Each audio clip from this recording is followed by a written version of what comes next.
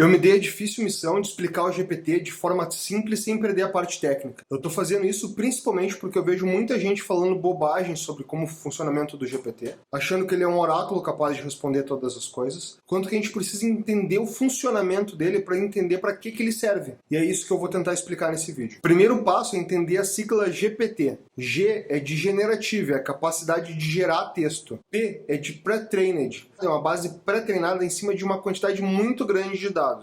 O número divulgado é treinado em cima de mais de 570 gigabytes de texto. E T é de Transformer, é a arquitetura de rede neural utilizada para dar mais peso nas palavras mais relevantes de uma entrada. Mas como ele faz para gerar o texto? O primeiro passo é pegar o primeiro input do usuário, que é chamado de prompt, e analisar esse input. Para isso existem várias etapas. A primeira etapa é a tokenização, onde ele vai pegar cada palavra ou cada conjunto de palavras desse texto inicial onde o usuário colocou e vai transformar essas palavras, esses conjuntos de palavras em números. Isso vai fazer com que todo o processamento depois fique muito mais fácil. O segundo passo é o embedding, é transformar esses números em vetores.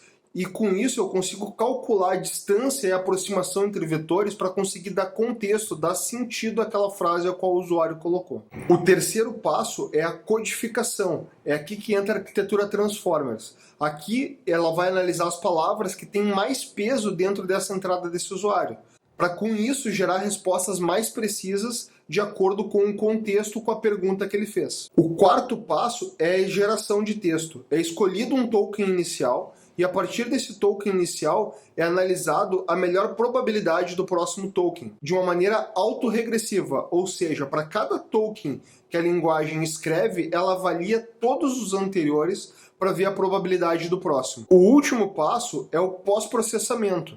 No pós-processamento, a linguagem vai corrigir erros gramaticais e também ela pode eliminar múltiplas escolhas. Algumas vezes a linguagem pode devolver mais de uma resposta certa para um determinado prompt, para uma determinada pergunta, e nessa etapa ela vai escolher a resposta mais adequada de acordo com a pergunta do usuário. De forma bem resumida, a primeira etapa é a tokenização, transformando as palavras ou conjuntos de palavras em números.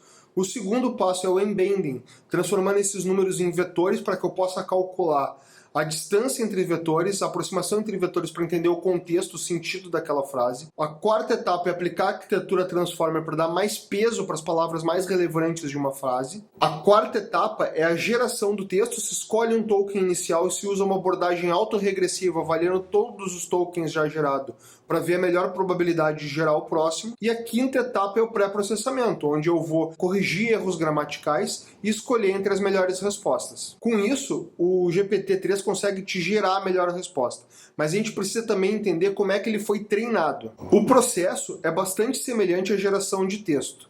O primeiro passo, nesse caso, é coletar os dados. Como eu disse antes, o GPT-3 foi treinado em cima de 570 gigabytes de dados, de texto puro. Então se coleta esses textos e se coloca de uma forma mais fácil de ser processada para ele. O segundo passo é a tokenização, onde eles vão pegar esse texto, transformar todas as palavras desse grande conjunto de dados em números. Depois esses números vão ser transformados em vetores. Esses vetores vai ser aplicada a arquitetura de transformação para que ele consiga dar mais peso para todas essas palavras. Vai ser calculada a distância entre os vetores para eu poder dar contexto para isso. E a próxima etapa já é justamente a etapa de treinamento. Nessa etapa de treinamento, vai ser colocado palavras, frases para ele poder adivinhar a próxima palavra. Essa é uma etapa não supervisionada, ou seja, não tem pessoas dizendo quando ele acerta ou quando ele erra. Basicamente, tu vai dar uma palavra como olá, tudo bem? E vai tirar o bem. E vai pedir para ele adivinhar. Olá, tudo. Qual a probabilidade da próxima palavra acontecer aqui?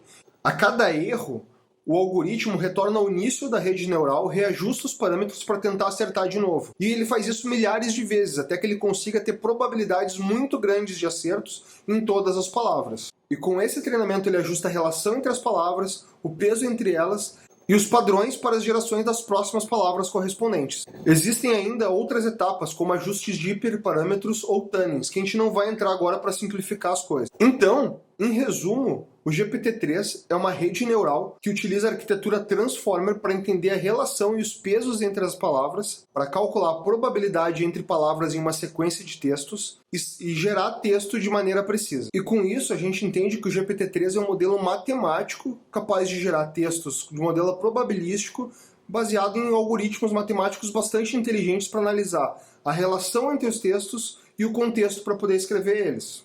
E com esse entendimento da ferramenta, eu acredito que a gente pode gerar melhores usos e melhores perguntas para aquilo ao qual ela foi feita.